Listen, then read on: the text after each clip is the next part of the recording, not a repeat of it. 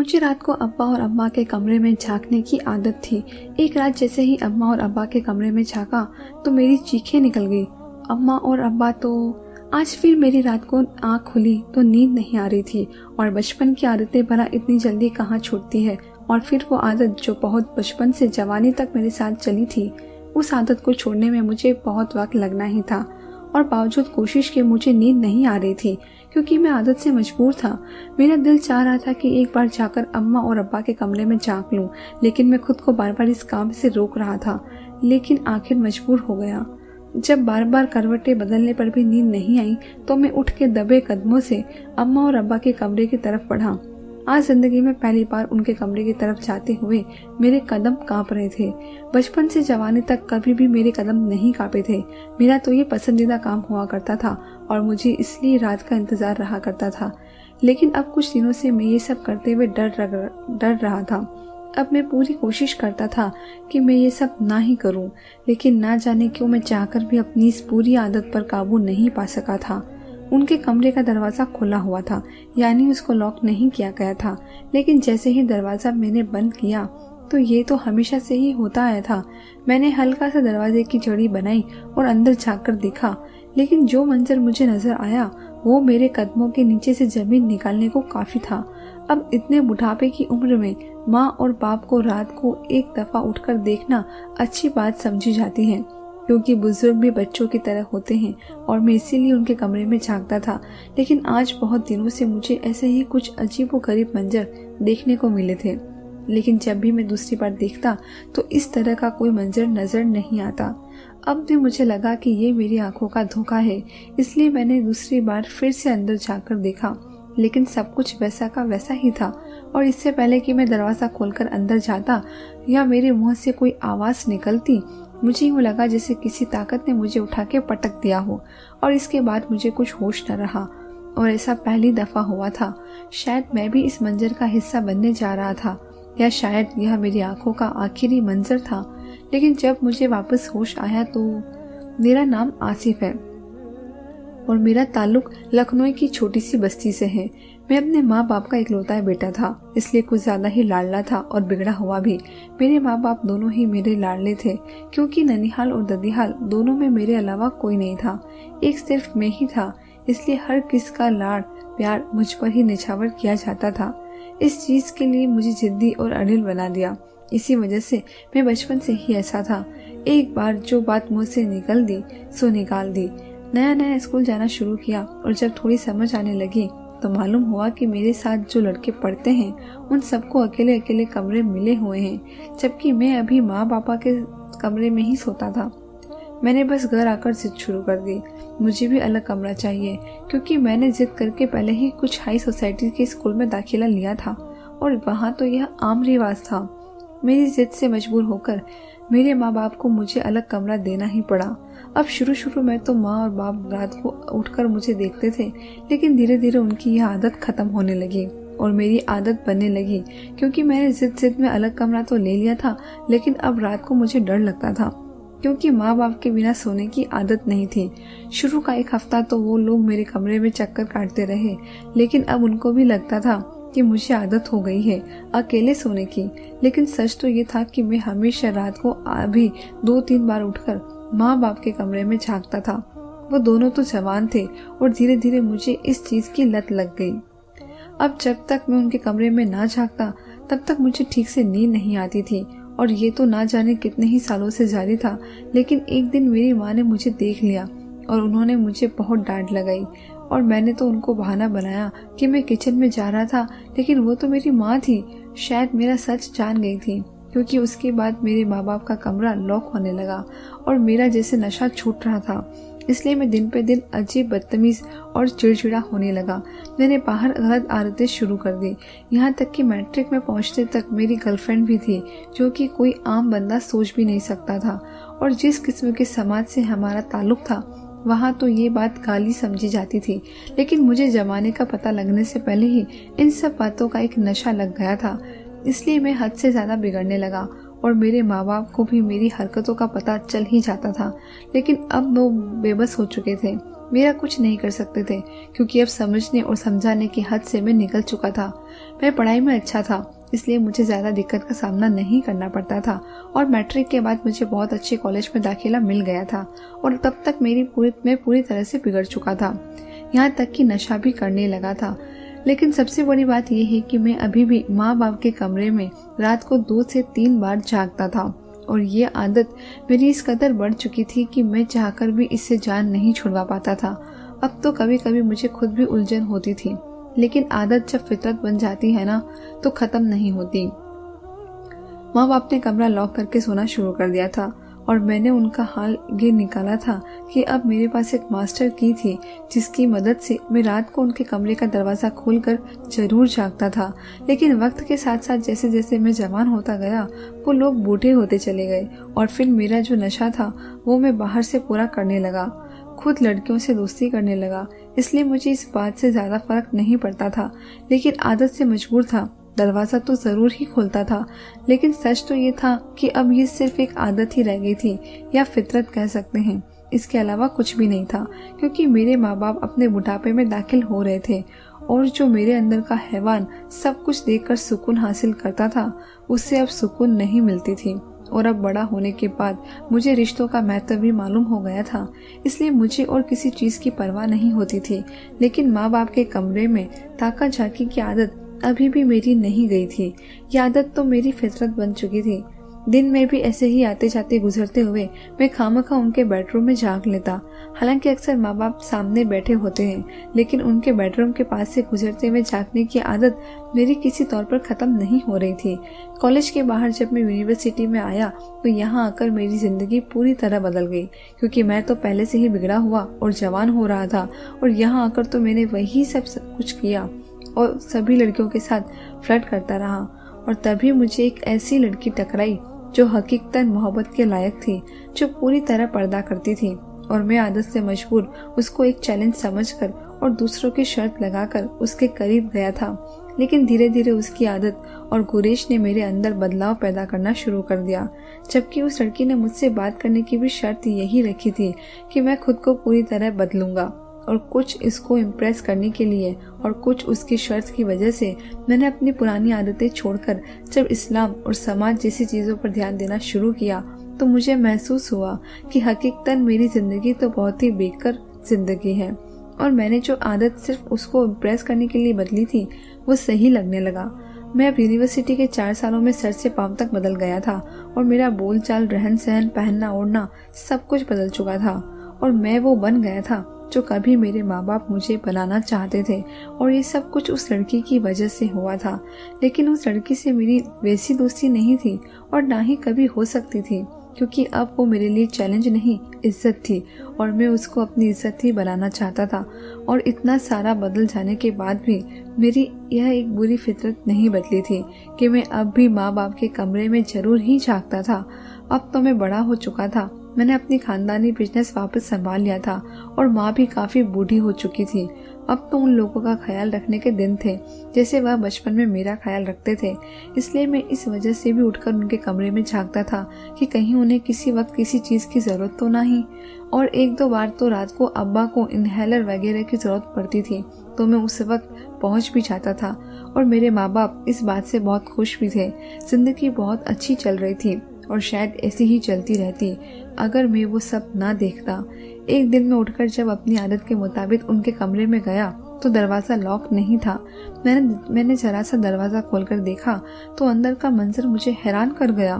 मैंने बड़ी मुश्किल से मुंह पे हाथ रखकर अपनी चीख का गला घोटा और अपने आप को बहुत मजबूर करके दोबारा से कमरे का दरवाज़ा खोलकर जब अंदर झांका तो सब कुछ नॉर्मल था। मेरे माँ बाप बिल्कुल सुकून से अपने बिस्तर पर सो रहे थे और हर चीज ठीक थी। लेकिन इससे पहले देखा जाने वाला मंजर मेरी आंखों के आगे से नहीं हट रहा था। इसलिए मैंने आहिस्ता से दरवाजा खोला और अंदर झांककर देखा। सब कुछ ठीक था। मैं बहुत देर तक वहाँ खड़ा रहता, फिर सर झटक कर वापस आ गया मुझे लगा कि शायद वो मेरे दिमाग का फितूर था या शायद मैं नींद में उठकर गया था, इसलिए मैंने जो देखा वो गलत देखा, क्योंकि सब चीजें नॉर्मल थी। दूसरे दिन मैं जब उठा तो बड़ी गौर से माँ बाप को देख रहा था, लेकिन वो दोनों तो पूरी तरह नॉर्मल थे, जैसे रोज जिंदगी में होता है। इसलिए मैंने अपने तौर पर खुद को समझा लिया कि यकीनन यह सब कुछ सिर्फ मेरा वहम था। लेकिन मुझे क्या मालूम था कि वहम से बढ़कर कुछ है। उन्हीं दिनों में मेरी उस यूनिवर्सिटी के दोस्त जिसका नाम बुशरा था, उससे शादी की बात चल रही थी और उसकी फैमिली तकरीबन राजी भी थी, और इस रिश्ते के लिए मैं हवाओं में उड़ता फिर रहा था। दूसरे दिन कुछ भी ना हुआ, लेकिन तीसरे दिन दोबारा जब मैं अपने माँ बाप के कमरे में गया तो उसी मंजर से मिलता जुलता मंजर मुझे नजर आया, और इसके बाद तकरीबन 1 मिनट तक मैंने वही मंजर देखा। लेकिन मुझसे गलती तब हुई जब मैंने दरवाज़ा बंद करके थोड़ी देर खुद को नॉर्मल करने के लिए सांस लिए, और जब दोबारा अंदर दाखिल हुआ तो सब कुछ नॉर्मल था। मेरे माँ बाप सो रहे थे और कमरा बिल्कुल आम हालत में था, लेकिन उससे पहले जो मैं देख चुका था अब की बार मेरा वहम नहीं हो सकता था। यकीनन कुछ गलत हो रहा था, लेकिन मुझे मालूम करना था, क्योंकि मेरे माँ बाप तो कहीं कोई बदलाव महसूस नहीं कर रहे थे। वो तो अपनी रोजमर्रा की जिंदगी में रूटीन के मुताबिक सब कुछ कर रहे थे। लेकिन रात को ही देखा जाने वाला ये मंजर मुझे अंदर ही अंदर डरा रहा था, और अब मैं इतने सालों की इस फितरत को तोड़ने पे मजबूर हो गया था। कभी उनके कमरे में झांकने का मन करता, मेरे ख्याल में दिल में आता भी तो मैं खुद को मना करने की कोशिश करता था। कभी कभार रुक जाता और कभी ना रुक सकता। उसके बाद भी ये मंजर मुझे 3-4 बार नजर आया था। हर बार ही ऐसा होता था कि इस मंजर को मैं 5 मिनट देखता, 10 मिनट देखता, मुझ में इतनी हिम्मत ही नहीं थी कि अंदर जा सकूं, और खुद को नॉर्मल करने के बाद जब मैं दोबारा देखता तो सब कुछ ठीक हो चुका होता। एक बार तो मेरा वहम हो सकता है, 2 बार का, लेकिन बार बार तो ये वहम नहीं हो सकता। और उसकी रात भी मेरे साथ ऐसा ही हुआ था। पिछले 3 दिनों से मैंने खुद पर बंद बांधा हुआ था, और मैं बिल्कुल माँ बाप के कमरे के करीब भी नहीं भटक रहा था। लेकिन उस रात मुझसे रहा ना गया, क्योंकि उस दिन अम्मा की तबीयत ठीक नहीं थी। मुझे बेचैनी हो रही थी। एक बार अम्मा को देख लेना चाहिए। वो तबीयत खराबी में भी सोए हुए बंदे को नहीं जगाती, इसलिए वो अब्बा को नहीं जगाएंगी, और अगर उनकी ज्यादा तबीयत खराब हुई तो। बस इसी ख्याल ने मुझे उठने पे मजबूर कर दिया। जब मैं उठकर गया तो इस बार फिर वही मंजर था, और इस मंजर में ऐसा होता था कि सारे कमरे में मुझे हर तरफ काला रंग नजर आता था, और कभी तो मेरे माँ बाप मुझे उल्टे लटके हुए नजर आते थे, तो कभी उनके इर्द गिर्द खून ही खून नजर आता था। हमेशा अजीबोगरीब और खौफनाक मंजर नजर आता था, लेकिन किसी भी मंजर में मेरे माँ बाप मुझे जिंदा नजर नहीं आते थे। और आज तो मैंने उनकी गर्दन तन से अलग देखी थी, इसलिए ना चाहते हुए मेरे मुंह से चीख निकल गई, क्योंकि इससे पहले कि मैं दरवाजा खोलकर अंदर जाता, मेरे दरवाजे खोलने की कोशिश पे ही मुझे यूं लगा कि मेरे पीछे कोई है, और उसी वक्त किसी ने उठाकर मुझे पटक दिया और मुझे कुछ होश न रहा। जब दोबारा मेरी आंख खुली तो मैं अपने कमरे में बिस्तर पर लेटा हुआ था। मैं फौरन हड़बड़ा कर उठा, लेकिन फिर वहीं लेट गया, क्योंकि मेरे इर्द गिर्द मेरे माँ बाप खड़े थे, जिंदा, सही सलामत। और मैं हैरत से कभी माँ को देखता, कभी बाप को, कभी उनके हाथ पकड़ता तो कभी कुछ। वे मुझसे पूछ रहे थे कि मुझे हुआ क्या है, जबकि मैं उनसे पूछ रहा था कि क्या वो ठीक है। अजीब सी माहौल बन गया था। मैंने पूछा कि मुझे क्या हुआ था। उस पर अम्मा ने बताया कि हमें तुम्हारी चीख की आवाज आई, जिसकी वजह से हमारी आंख खुली थी और हम तुम्हें कमरे के दरवाजे पे बेहोश पड़े दिखे। हम तुम्हें उठाकर बड़ी मुश्किल से इस कमरे तक लाए हैं। डॉक्टर्स ने कहा है कि तुम्हें कोई दिमागी धक्का लगा है। तुम बताओ क्या बात है, और ऐसे हमारे कमरे के दरवाजे पे क्यों पड़े थे। उस पर मैंने तो उनको ये बताया कि मैं रात को उठकर आप लोगों को 1-2 बार देखता हूँ, लेकिन मैं उनको यह सच नहीं बता सकता था कि मैंने क्या देखा। अगले 2-3 दिन बुखार में तपता रहा और नींद बेहोशी की हालत में रहा। मुझे नहीं मालूम कि नींद बेहोशी से मुझे मुंह में क्या क्या निकल रहा था, लेकिन मेरे माँ बाप को शायद मालूम हो गया था कि मैं क्या बोल रहा हूँ, और उन्होंने मेरी इस बेरब बातों से शायद असल बात जान ली थी, इसलिए उन्होंने मसले का हल भी तलाश कर लिया। इस बात का अंदाजा मुझे तब हुआ जब मैं 3 दिन बाद तकरीबन पूरी तरह होश में आया, और उसी दिन मालूम हुआ कि हमारे घर में कोई अल्लाह वाले आ रहे हैं। मुझे ये सुनकर हैरानी हुई कि हमारे घर में अल्लाह वाले का क्या काम, क्योंकि मेरे माँ बाप तो नमाज रोजे के बड़े पाबंद थे, और अब तो मैं भी हो गया था किसी हद तक। लेकिन मैंने जब अपने माँ बाप से इस बारे में सवाल किया तो उन्होंने मुझे बताया कि तुम बेहोशी की हालत में बहकी बातें कर रहे थे कि मेरे माँ बाप को मत मारो, और इस तरह की बातें से हमें हैरत हुई। तुम्हारे अब्बू की जानने वाले हैं। जब उनसे बात की गई तो उन्होंने ही कहा कि उन अल्लाह वाले को बुलाकर एक बार दिखा लेना चाहिए, शायद कहीं कोई साइब वगैरह का मसला न हो। मैं ऐसी बातों पर यकीन तो नहीं करता था, लेकिन मैं खामोश हो गया। दरअसल मैं अंदर से डर चुका था। मुझे लगा कि ये भी कोई जानकर टाइप बंदा होगा, जैसे आजकल आम देखने हुए मिलते हैं। लेकिन जब वो हमारे घर आए तो मैं उन्हें देखकर हैरान रह गया। बिल्कुल सादा सफ़ेद कपड़ों में सफ़ेद दाढ़ी वाले बाबा जी थे, जिनके चेहरे से ऐसी चमक निकल रही थी, उनके चेहरे पर नज़र नहीं टिकती थी। बिल्कुल सदा सा हुलिया में पगड़ी वगैरह बंधी हुई थी। घर में दाखिल हुए, साथ ही उन्होंने आंखें बंद करके मुंह में कुछ पड़ा और चारों तरफ फूंक दिया, और फिर आंखें खोलकर कहा कि तुम लोगों की नमाज और कुरान ने तुम लोगों को बचा लिया है, वरना बहुत बुरे काले जादू का वार किया गया है तुम लोगों पर, और अब तक तुम लोगों में से कोई भी जिंदा न बचता। उन्होंने मुझसे पूछा कि तुम्हारे कारोबार की हालत क्या है। मैं माँ बाप के सामने बताना तो नहीं चाहता था, लेकिन जब उन्होंने जोर दिया तो मैंने बता दिया कि दिन पे दिन नुकसान होता जा रहा है, कुछ अजीब ही हालात चल रहे हैं, कुछ समझ नहीं आ रहा है। उस पर उन्होंने कहा कि ये वार तुम सब पर किया गया है ताकि तुम लोग दौलत और इज्जत हर तरह से बिल्कुल तबाह और बर्बाद हो जाओ, और इसका शुरुआत भी हो गया है। लेकिन अभी इतनी असर इसलिए नहीं की कि तुम्हारे माँ बाप नमाज रोजे के पाबंद थे, और इस चीज़ ने उस जादू की असर को कम कर दिया था। उन्होंने हमारे ही घर में रहकर 3 दिन का चिल्ला वगैरह काटा, और उसके बाद जैसे सब कुछ ठीक होने लगा। मेरे वो कॉन्ट्रैक्टर्स जो कि बिना वजह ही भाग रहे थे, खुद ही मुझे कॉल करके काम देने लगे, और घर में जैसे मनहूसियत का जो साया था वो खत्म होना शुरू हो गया। इससे पहले जो मेरे रिश्ते में किसी किस्म की अड़चन आ रही थी, वो सब कुछ खत्म होना शुरू हो गया। हम लोग बहुत खुश थे। माँ बाप तो बेफिक्र हो गए, मगर मेरी बेचैनी खत्म नहीं हो रही थी। आखिर ये सब कुछ क्या है? किसने और किसने सब किया है? इसका ये सब करने का मकसद क्या था? इंसान को अपनी अनदेखे दुश्मन के बारे में मालूम होना चाहिए, क्योंकि जो एक बार वार कर सकता है वो दूसरी बार भी कर सकता है, और ऐसा दुश्मन जो पीठ पीछे वार करे वो सबसे खतरनाक होता है। मैंने उन आमिल साहब से बहुत बार पूछा कि ये सब किसने किया है, लेकिन उन्होंने मुझे नहीं बताया। उन्होंने कहा कि अब तुम पर वार नहीं होगा, मैंने तुम लोगों के घर के इर्द गिर्द घेरा कर दिया है। लेकिन मेरी ये इच्छा मुझे वापस अपनी पुरानी दुनिया में ले गया, क्योंकि मैं कोई शुरू से बहुत अच्छा इंसान तो नहीं था, और मेरे साथ मेरे जैसे बहुत से लड़के थे जो काले जादू वालों के पास जाया करते थे।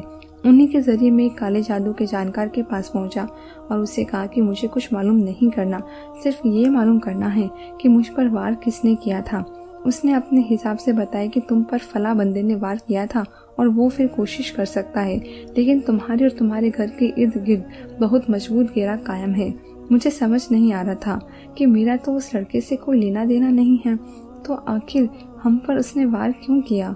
जब मैंने उस लड़के के बारे में जानकारी हासिल की तो मुझे मालूम हुआ कि वो मेरी होने वाली बीवी के खानदान से ताल्लुक़ रखता है। और जब मैं जाकर उससे मिला और मैंने उससे कहा कि मुझे मालूम हो गया है कि तुमने मेरे साथ ऐसा किया है, अब ये सब करने की वजह बता दो, तो वो परेशान हो गया और माफ़ी मांगने लगा।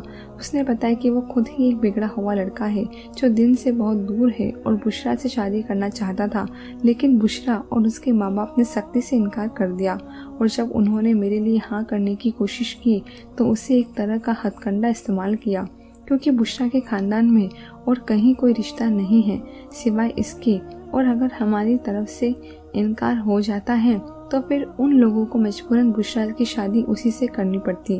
मैं कोई रिस्क नहीं लेना चाहता था, इसलिए मैंने जानकर अपने सास ससुर को सारी बात साफ साफ बता दी, और 1 महीने के अंदर बुशरा से निकाह करके उसे अपने घर ले आया। लेकिन आज भी मैं नमाज और कुरान को अपने रोज के काम में से कभी नहीं इग्नोर कर पाया, क्योंकि केवल यही चीज थी जिसने हम सबको जिंदा रखा था और शायद सलामत भी। धन्यवाद दोस्तों।